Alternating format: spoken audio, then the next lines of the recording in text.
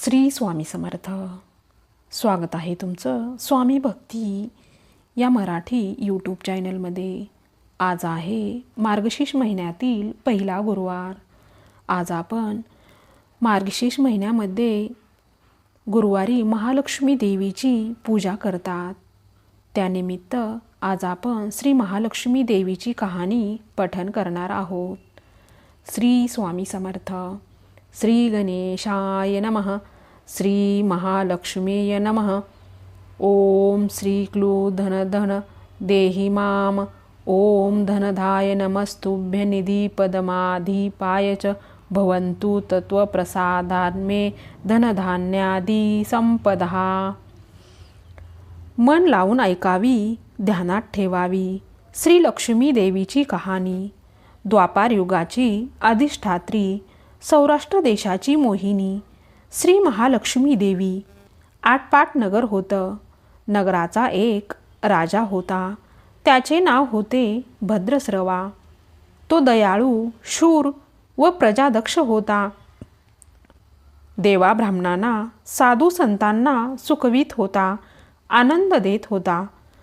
राजाच्या राणीचं नाव सूरजचंद्रिका होतं. नाव चांगलं, पण स्वभावात अहंकार. मागील जन्मी ती एका वैश्याची पत्नी होती. तिचं नवऱ्याशी भांडण होई. भांडणानं वैतागली. रागानं घराबाहेर पडली. चालत होती अनवाणी रानातून. तिथं तिला दिसल्या सुवासिनी. त्या करीत होत्या लक्ष्मीचं व्रत. ते तिनं पाहिलं. त्यांच्याबरोबर तिनं हे व्रत केलं. दुःख विसरली, दारिद्र्य गेलं, परिस्थिती सुधारली. देवीची भक्ती फळाला आली. कालांतराने ती मरण पावली. पुढे तिचा पुनर्जन्म झाला. स्त्रीचाच जन्म पुन्हा मिळाला. पण भाग्य उजळलं. भद्रस्रवा राजाशी तिचा विवाह झाला. ऐश्वर्यात लोळू लागली. गर्वानं ती फुगली. गरिबांना विसरली. तोऱ्या ताट्यांना फुगली. दासदासीवर रागावली. एकदा काय झालं, देवीच्याही मनात आलं, राणीला आपण भेटावं, मागच्या जन्मीची आठवण द्यावी, ओळखते की नाही हे बघावं. राणी राजवाड्यात सुखाने राहत होती. राजाही कौतुक करी. तिचे लाड पुरवी. त्या दोघांना पुढे 7 पुत्र आणि 1 कन्या झाली. कन्येचं नाव होतं श्यामबाला. एके दिवशी काय झालं, देवीनं म्हातारीचं रूप घेतलं. फाटकं वस्त्र नेसली. माथी मळवट फासला. हाती काठी घेतली आणि काठी टेकीत टेकीत राणीला भेटायला आली. तिनं आरोळी दिली.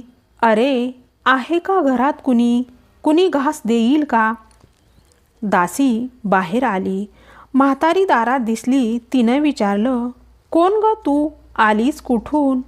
काय काम काढलं आहे? तुझं नाव काय? गाव कोणतं? तुला हवंय काय? मधून मधून खोकत हळू आवाजात म्हातारी सांगू लागली, माझं नाव कमला. द्वारकेहून आले ग, राणीला भेटायचंय. कुठं आहे ग राणी? दासी म्हणाली, राणी साहेब महालात आहेत. सख्यांशी गप्पा मारत आहेत. त्यांना सांगितलं तर माझ्यावर रागावतील. तुला ग त्या कशा भेटणार? काय तुझा हा अवतार? तुला पाहून माझ्यावर ओरडतील. ऊन दून बोलतील. त्यांच्या सख्याही तुला हसतील. तू जरा आडोशाला बैस. मैत्रिणी गेल्या म्हणजे मी सांगेन त्यांना. म्हातारी रागावली. मनोमन संतापली. तुझी राणी पैशाला वाहली. माणुसकी विसरली. दरिद्री मेली. आज झाली राणी. पण देवीला विसरली. माझ्यामुळेच ना. मीच तिला व्रत सांगितलं देवीचं. तिनं ते केलं. आता राणी पदावर बसली. देवीला आठवणही राहिली नाही. गर्व झालाय संपत्तीचा. पैशाची धुंदी आली. गोरगरिबांची पर्वा नाही. थोरा मोठ्यांच्या मुली त्या मैत्रिणी. म्हातारी गरीब आणि भिकारीन तिला कोण विचारते? पण याचं फळ तिला भोगावंच लागेल. तेव्हाच तिचे डोळे उघडतील. जाते मी. दासी घाबरली. तिनं म्हातारीला पाणी दिलं. हात जोडून म्हणाली, ते व्रत मला सांगाल? मी ते नेमानं करीन. उतणार नाही, मातणार नाही, घेतला वसा टाकणार नाही.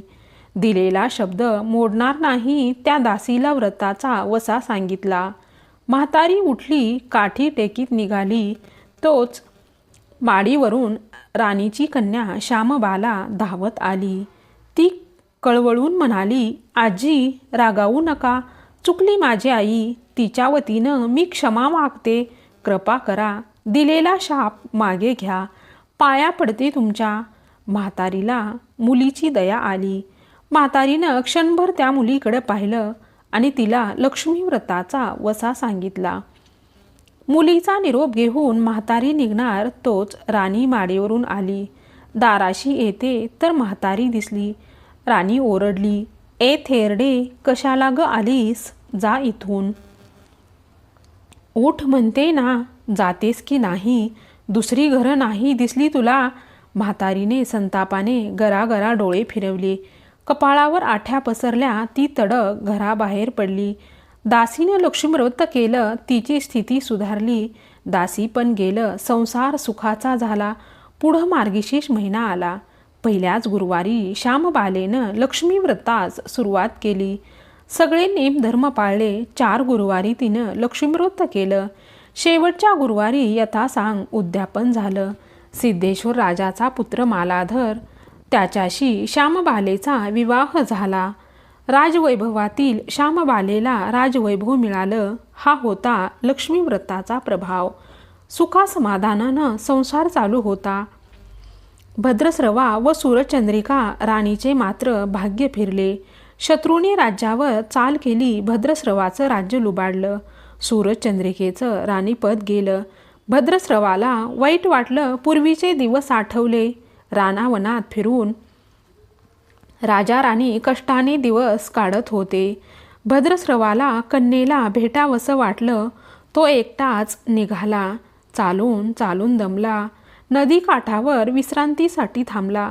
नदीकडे येताना राणीच्या दासीनं भद्रस्रवाला पाहिलं. घाईघाईनं ती राजवाड्यात गेली. राजाला सांगितलं, मालाधरानं माणसं पाठवली आणायला, रथ पाठवला. सासऱ्यांना घरी आणलं. सन्मानांना नवी वस्त्र व कंठीहार दिला. श्यामबाला वडिलांची काळजी घेत होती. काही दिवसांनी राजाला वाटलं आता परत जावं. जावयाला तसं त्यानं सांगितलं. मुलीचा निरोप घेतला. जावयानं मोहरा भरलेला हंडा नोकराकडे देऊन राजासोबत पाठवला. राजा घरी परतला. चंद्रिकेला भेटला. हंडा पाहून ती आनंदली. घाईनं तिनं झाकण काढलं. आत बघते तर काय, तिला कोळसेच दिसले.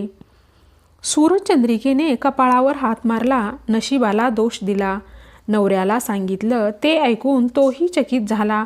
दुःख पाठला करीत होते. दारिद्र्य सरत नव्हते. चिंतेचे सावट पसरत होते. काळजीचा वणवा भडकतच होता. सूरचंद्रिकेचा एक एक दिवस दुःखाचा जात होता. एके दिवशी तिला मुलीला भेटावं, डोळे भरून पाहावं वाटलं. नशिबाचे भोग भोगायचेच आहेत. सूरचंद्रिका घरून निघाली. मुलीच्या सासरी पोचली. तो दिवस गुरुवारचा होता. नदी तीरावर जरा वेळ बसली. दमली होती. त्याच वेळी एक दासी नदीवर आली. तिनं राणीच्या आईला ओळखलं. घाईनं ती महालात गेली. राणीला निरोप दिला. तुमची आई आली. नदी किनारी बसली. खूप दमलेली दिसली. तिला आणायला कुणीतरी पाठवा. श्यामबालेनं सारथ्यासोबत रथ नदीकडे पाठवला. आईला घेऊन यायला सांगितला. आई रथात बसून महालात आली. आईला बघताच श्यामबालेनं आनंदाने मिठी मारली. मुलीचं वैभव पाहून तिचं मन तृप्त झालं. तोंडून शब्द फुटेना. आईनं स्नान केलं. मुलीनं तिला पैठणी दिली. सोन्या मोत्यांचे दागिने दिले. आईचं रूप अधिकच खुललं. दुपारची वेळ झाली. श्यामबालेनं भक्तिभावानं लक्ष्मीची पूजा केली. आरती झाली. धूपदीपांचा वास दरवळला. श्यामबालेचा कडकडीत उपवास होता. भोजनाची तयारी झाली. तिनं आईला जेवायला बोलावलं. सूरचंद्रिका पाटावर येऊन बसली. पण ती एकदम शांत होती. तिला मागचा जन्म आठवला. लक्ष्मी देवीच्या कृपेने या जन्मी ती राणी झाली होती. ती म्हणाली, श्यामा, मी देखील तुझ्यासोबत उपासच करीन. श्यामा म्हणाली, ठीक आहे. मार्गशीर्ष महिना होता. मुलीनं 4ही गुरुवारी व्रत केलं. ते आईनं पाहिलं. तीही उपवास करू लागली. देवीला भक्तिभावानं प्रार्थना करत होती. महिना संपला. घरी जायचा विचार ठरला. पोहोचवायला श्यामबाला सोबत गेली. 4 दिवसांनी श्यामबाला निघाली. मालाधर राजाने पाठविलेला पैशाचा हंडा घेतला. त्यात मीठ भरलं. तो नोकराजवळ देऊन पुन्हा ती सासरी आली. गप्पा मारता मारता वेळ कसा जात होता त्याचेही भान तिला नव्हते. मालाधरानं विचारलं, माहेराहून काय आणलंस? श्यामबालेनं सोबत आणलेल्या हंड्याकडे बोट दाखवलं. मालाधरानं उत्सुकतेने झाकण काढलं. त्यात त्याला काय दिसलं? मिठाचे खडे. अगं वेडे, मिठाचे खडे कशाला आणलेस? इथं मिळत नाही मीठ. हो, मीठ मिळतं ना, पण हे मीठ माझ्या वडिलांच्या राज्यातलं आहे. वडिलांचं राज्य सौराष्ट्रात होतं. त्या शेजारच्या समुद्राचं आहे हे मीठ. समुद्र तीरावर दूरवर माझ्या वडिलांचं राज्य होतं. पण आज श्यामबालेच्या सांगण्यातही खोच राजानं हेरली. तो विचारात गुंगला. श्यामबाला म्हणाली, हे मीठ जीवनाचं अमृत आहे. अन्नाला चव येते ते मिठानंच. मीठ नसलेला पदार्थ आणि ज्याचं मीठ खावं त्याच्याशी इमानी असावं. त्यांचं रक्षण करावं. कामात कसूर झाली तर प्रसंगी प्राणही द्यावे. मालाधर राजा निश्चयानं उठला. त्यानं आपले सेवक सासऱ्याकडे पाठविले. त्यांना बोलावून घेतलं. भद्रस्रवाला काय झालं कळलं नाही. ताबडतोब तो जावयाकडे आला. दोघांची गुप्त बैठक झाली. विचार पक्का ठरला. भद्रस्रवानं अनुमती दिली. मालाधरानं मुख्य सेनापतीला तात्काळ भेटण्यास बोलावलं. सेनापती म्हणाले, त्यांनी मालाधराला वंदन केले. आज्ञा करावी महाराज. ते म्हणाले, भद्रस्रवाचं राज्य जिंकलेल्या शत्रूवर ताबडतोब स्वारी करा. प्रत्येक सैनिकाच्या हातावर हंड्यातला मिठाचा एक एक खडा ठेवा. शपथ घेऊन प्रत्येकाला झुंजायला सांगा. राजाची आज्ञा झाली तशी सेनापतीनं व्यवस्था केली.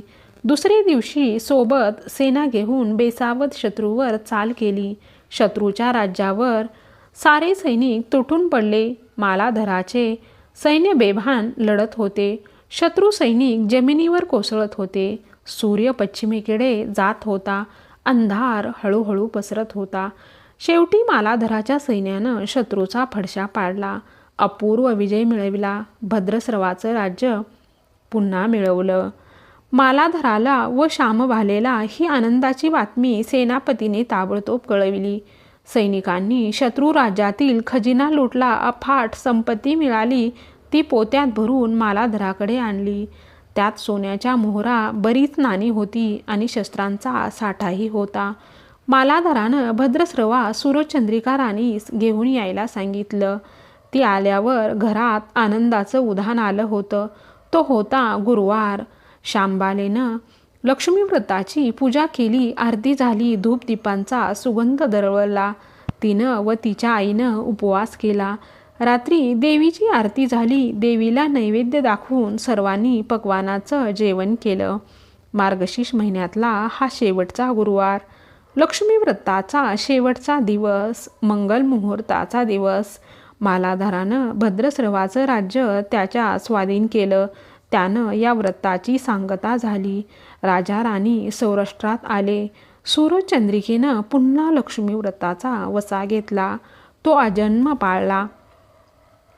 घरची स्थिती सुधारली. राजाचे 7 पुत्र दूर देशाहून अचानक घरी आले. त्यांना पाहून आई वडिलांना आनंद झाला. या व्रतामुळे राजा राणी सुखी झाले. दुःखाचे वादळ सरले. अशी 60 उत्तराची कहाणी 5 उत्तरी सफळ संपूर्ण. सर्वांनी देवीला वंदन करावं. त्यांचं घर सदैव आनंदित राहावे अशी लक्ष्मी देवीला प्रार्थना करावी. श्री स्वामी समर्थ.